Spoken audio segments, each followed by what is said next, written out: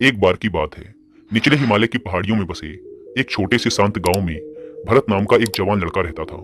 भरत अपने गुस्सैल स्वभाव और अशांत मन के लिए पूरे गांव में प्रसिद्ध था।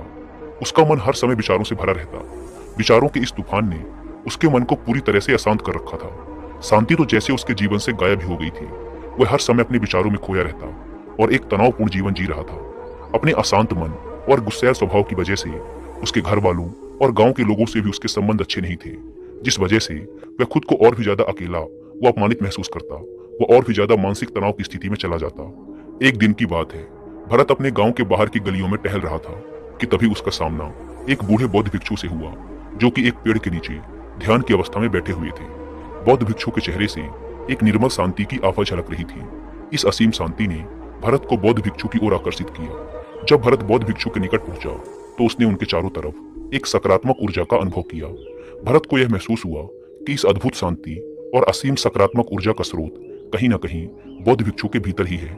इसीलिए वह वहीं बैठकर उनके आंख खुलने का इंतजार करने लगा। थोड़ी देर बाद जब बौद्ध भिक्षु ने अपनी आंखें खोली तो उन्होंने अपने सामने एक जवान लड़के को बैठा पाया, जो कि काफी तनावग्रस्त और नकारात्मक भावनाओं से भरा हुआ लग रहा था। भरत ने बौद्ध भिक्षु की ओर लालसा भरी नजरों से देखा और बड़े सम्मान पूर्वक कहा, मुनिवर, मेरा मन बहुत अशांत है। मेरे मन के विचार मुझे खाए जा रहे हैं। मैं एक क्षण के लिए भी शांति का अनुभव नहीं कर पा रहा हूँ। क्या आप मुझे सिखा सकते हैं कि मैं अपने इस अशांत मन को शांत कैसे कर सकता हूँ? बौद्ध भिक्षु ने भरत के दर्द को समझते हुए उसकी ओर दया भरी नजरों से देखा और कहा, मेरे प्यारे बच्चे, मैं तुम्हें एक कहानी सुनाना चाहता हूँ। इस कहानी में मानसिक शांति और खुशहाली के रहस्य छुपे हुए हैं। क्या तुम इस कहानी को सुनना चाहोगे? भरत ने हाँ में अपना सिर हिला दिया और पूरी एकाग्रता के साथ कहानी सुनने को तैयार हो गया। उसके अंदर की उत्सुकता अब अपने चरम पर थी। बौद्ध भिक्षु ने कहानी सुनानी शुरू की। बहुत समय पहले की बात है। एक नगर में शक्ति नाम का एक आदमी रहता था। शक्ति बहुत ही महत्वाकांक्षी व्यक्ति था। उसे हर काम में लोगों से तारीफ चाहिए होती थी। अगर उसे किसी काम में असफलता या लोगों से बुराई सुनने को मिलती तो वह गहरी चिंता और तनाव में चला जाता। उसका मानना था कि सफलता और भौतिक संपत्ति उसे मनचाहा सुख देगी, लेकिन वह जितना ही सफलता और तारीफ के पीछे भागता, वह उतने ही गहरे मानसिक तनाव में डूबता जा रहा था। लेकिन एक दिन अचानक ही शक्ति का सामना उस समय के एक बहुत ही प्रसिद्ध बौद्ध भिक्षु से हुआ, जिनका नाम था महाकौशक। महाकौशक अपने हजारों शिष्यों को ध्यान साधना की शिक्षा दिया करते थे और वो खुद भी एक बहुत ही बड़े ध्यानी और आत्मज्ञानी व्यक्ति थे। महाकौशक की अद्भुत एकाग्रता और स्थिर शांत चित्त से प्रभावित होकर शक्ति ने उनसे अपने भटकते मन को शांत करने का तरीका जानना चाहा। शक्ति ने कहा, भंते, मैं हमेशा सफलता के पीछे भागता रहता हूँ और लगातार और भी अधिक पाने के लिए प्रयास करता रहता हूँ। फिर भी मुझे कोई स्थायी संतोष या आत्मसंतुष्टि नहीं मिलती। इस निरंतर बेचैनी के बीच मुझे शांति कैसे मिल सकती है? भिक्षु महाकौशक ने शक्ति की ओर करुणा भरी नजरों से देखा और उत्तर दिया, तुम्हारा मन एक अशांत नदी की तरह है, जो हमेशा बहता और दौड़ता रहता है, कभी भी स्थिर नहीं रह पाता। अपने अशांत मन को शांत करने के लिए तुम्हें अपने विचारों को बिना किसी रुकावट के जाने देने की कला सीखनी पड़ेगी। शक्ति हैरान था। उसने कहा, लेकिन मैं विचारों को कैसे जाने दे सकता हूँ? आखिर मैं भी तो अपनी इच्छाओं और महत्वाकांक्षाओं से जुड़ा हुआ हूँ। यह सुन भिक्षु महाकौशक मुस्कुराए और बोले, कल्पना करो कि तुम्हारे हाथ में पानी से भरा एक गिलास है। अब तुम जितनी देर तक इसे पकड़े रहोगे, यह उतना ही भारी होता चला जाएगा, और अगर तुम काफी लंबे समय तक इसे पकड़ के रखते हो तो तुम्हारे हाथ में दर्द होना शुरू हो जाएगा। लेकिन अगर तुम अपनी पकड़ ढीली कर देते हो और इसे जाने देते हो तो बोझ खत्म हो जाएगा। भरत ने कहानी और उसके संदेश को ध्यान से सुना। वह समझ गया कि अपने विचारों और इच्छाओं से चिपके रहना ही उसके बोझ को बढ़ाता है और उसके अंदर अशांति पैदा करता है। अब भरत को कहानी का अंत सुनने का बेसब्री से इंतजार था। बौद्ध भिक्षु ने कहानी को जारी रखते हुए कहा, शक्ति ने बौद्ध भिक्षु महाकौशक की सलाह को मानते हुए विचारों को जाने देने का अभ्यास करना शुरू कर दिया। वह अपने विचारों और भावनाओं को बिना किसी पूर्व निर्णय के बस आते और जाते हुए देखता। अब उसने विचारों को पकड़ना छोड़ दिया था। उसके अंदर विचार उठते और स्वतः ही समाप्त हो जाते। धीरे धीरे उसे महसूस होने लगा कि उसकी इच्छाएं और लगाव ही उसके सभी दुखों का कारण है। जैसे जैसे शक्ति गहरी साधना में उतरता गया, उसने पाया कि वर्तमान में रहना ही आंतरिक शांति का एकमात्र स्रोत है।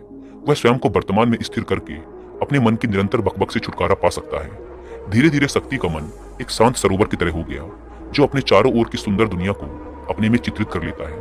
उसने जीवन की सादगी में संतोष पाकर अति महत्वाकांक्षा और भौतिक संपत्ति के प्रति अपने लगाव को छोड़ दिया।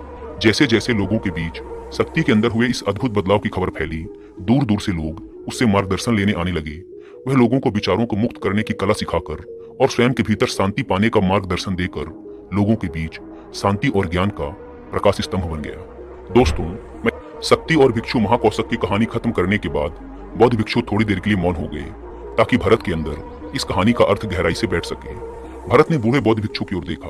अब उसकी आंखों में एक नई समझ दिखाई पड़ रही थी। भरत ने धीमी आवाज में फिर एक प्रश्न किया, मुनिवर, मुझे इस कहानी में ज्ञान दिखाई पड़ा, लेकिन मैं इस कहानी की शिक्षा को अपने जीवन में कैसे लागू कर सकता हूँ? मैं अपने अशांत मन को कैसे शांत कर सकता हूँ? भरत के इस ईमानदारी भरे प्रश्न पर बौद्ध भिक्षु गर्मजोशी से मुस्कुराए और फिर बोले, अशांत मन को शांत करने का अभ्यास आत्म जागरूकता से शुरू होता है। अपने अंदर उठने वाले विचारों को देखने के लिए हर दिन कुछ समय निकालो। वो भावनाएं जो तुम्हारे मन को उत्तेजित करती हैं, उन पर ध्यान दो। देखो कि वो कैसे आते हैं और आकाश में गुजरने वाले बादलों की तरह चले जाते हैं। भरत ने अपनी आंखें बंद कर ली और बौद्ध भिक्षु के बताए अनुसार अपने विचारों का अवलोकन करना शुरू कर दिया। जैसे ही उसने अपने अंदर उठने वाले विचारों पर ध्यान देना शुरू किया, उसे महसूस हुआ कि उसके भीतर चिंताओं, निर्णयों और इच्छाओं की निरंतर धारा बह रही है। केवल इस एहसास ने ही उसे एक अद्भुत शांति का एहसास करवाया। उसे यह भी एहसास हुआ कि वह इन सभी विचारों और भावनाओं से अलग है। बौद्ध भिक्षु ने आगे कहा, जैसे शक्ति ने खुद को हर तरह के लगाव और अशक्ति से अलग कर दिया था, उसी तरह से तुम भी अपने मन को परेशान करने वाले विचारों और भावनाओं को खुद से मुक्त करने का अभ्यास विकसित कर सकते हो। जैसे ही विचार उठें, उन्हें बिना किसी पूर्व निर्णय के स्वीकार करो और फिर धीरे धीरे उन्हें जाने दो और वर्तमान क्षण पर अपना ध्यान केंद्रित करो। लेकिन मुनिवर, भरत ने बीच में ही रोकते हुए कहा, क्या होगा अगर विचार और भावनाएं इतनी मजबूत हैं कि वो बनी रहें और मन को छोड़ने से ही इनकार कर दें? बौद्ध भिक्षु ने भरत की बात पर सहमति जताते हुए सिर हिलाया और कहा, ऐसे कई मौके आएंगे जब तुम्हारे मन में विचारों का बवंडर चल रहा होगा, जब तुम्हारा मन तुम्हारी बिल्कुल भी नहीं सुनेगा। तो ऐसे समय में तुम्हें अपनी सांसों की ताकत पर विश्वास रखना होगा। बौद्ध भिक्षु ने एक बार फिर भरत को अपनी आंखें बंद करके अपने पेट के फूलने और पिचकने को महसूस करते हुए अपनी सांसों पर ध्यान केंद्रित करने के लिए कहा। बौद्ध भिक्षु ने समझाते हुए कहा, जब भी तुम्हारा मन उत्तेजित और अशांत हो तो तुरंत अपनी सांसों पर लौट आओ। सांसों की नियमित गति तुरंत तुम्हें वर्तमान के क्षणों में वापस खींच लाएगी और एक शांति का एहसास करवाएगी। भरत ने कुछ देर तक बौद्ध भिक्षु के निर्देशानुसार अपनी आती जाती सांसों पर ध्यान केंद्रित करने का अभ्यास किया। इस छोटे से अभ्यास ने उसे अपने मन की शांति और स्थिरता का एक क्षणिक अनुभव करवाया। उसे समझ आ गया कि यह सांसें तो हमेशा उसके साथ थी, जो वर्तमान क्षण की निरंतर याद दिलाती हैं, सांत्वना और शांति प्रदान करती हैं। भरत की इस प्रगति को देख बौद्ध भिक्षु मंद मंद मुस्कुराए और बोले, मेरे प्यारे भरत, अशांत मन को शांत करना एक ऐसा अभ्यास है जिसके लिए धैर्य और मजबूत इच्छा शक्ति की जरूरत होती है। जैसे निरंतर व्यायाम से मांसपेशियां मजबूत होती हैं, वैसे ही नियमित अभ्यास से मन भी शांत होता है। भरत ने स्वीकृति में अपना सिर हिलाया और इस अनमोल मार्गदर्शन के लिए बौद्ध भिक्षु का धन्यवाद करते हुए उन्हें ये वचन दिया कि मैं आज से ही अपने मन को शांत करने, अशक्तियों को छोड़ने और अपने भीतर शांति पाने की इस यात्रा पर निकल पड़ूंगा। बौद्ध भिक्षु ने भरत के कंधे पर हाथ रखा और कहा, मुझे तुम्हारी काबिलियत पर पूरा भरोसा है कि तुम बहुत ही जल्द अपने मन की शांति को खोज लोगे। लेकिन याद रहे, यह रास्ता इतना आसान नहीं होगा, लेकिन अगर तुम दृढ़ इच्छा शक्ति और खुले दिल से प्रयास करोगे तो तुम जरूर उस शांति को खोज लोगे जो तुम्हारे भीतर है। उस दिन से भरत ने अपने अशांत मन को शांत करने के अभ्यास के लिए खुद को प्रतिबद्ध किया और हर दिन ध्यान करने के लिए एक अलग समय निर्धारित किया। उसने अपने मन में उठने वाले विचारों को बिना किसी रोक टोक के जाने दिया और अपनी श्वास के माध्यम से खुद को वर्तमान में रखने का प्रयास किया। धैर्य पूर्वक अभ्यास करते हुए समय के साथ भरत ने खुद के अंदर गहन परिवर्तन का अनुभव किया। जैसे जैसे साल बीतते गए, भरत को गांव में शांति और ज्ञान के स्रोत के रूप में जाना जाने लगा। गांव के लोग अपने अशांत मन को शांत करने के लिए भरत के पास मार्गदर्शन लेने आते। भरत ने जीवन की भागदौड़ के बीच दूसरों को आंतरिक शांति पाने में मदद करते हुए बौद्ध भिक्षु की शिक्षाओं और आत्म जागरूकता की शक्ति को साझा किया। इसके साथ ही उसने लोगों को अपने विचारों को मुक्त करने और श्वास पर ध्यान केंद्रित करने की कला सिखाई। इस तरह वह गांव काफी फला फूला। वहां के निवासियों ने एक स्थिर और शांत मन के अमूल्य उपहार की खोज की। बौद्ध भिक्षु की शिक्षाओं और भरत के द्वारा कराए जा रहे अभ्यास के माध्यम से विचारों को जाने देने और वर्तमान में रहने की कला दूर दूर तक फैल गई, जिसने कई लोगों के जीवन को बदल कर रख दिया। जैसे जैसे और समय बीता, अशांत मन को शांत करने की भरत की यात्रा का एक जोरदार प्रभाव उसके गांव की सीमाओं के बाहर भी फैला। पड़ोस के गांवों और शहरों के लोग जब भरत के इस जादुई बदलाव की कहानी सुनते तो वो उससे सलाह लेने उसके पास चले आते।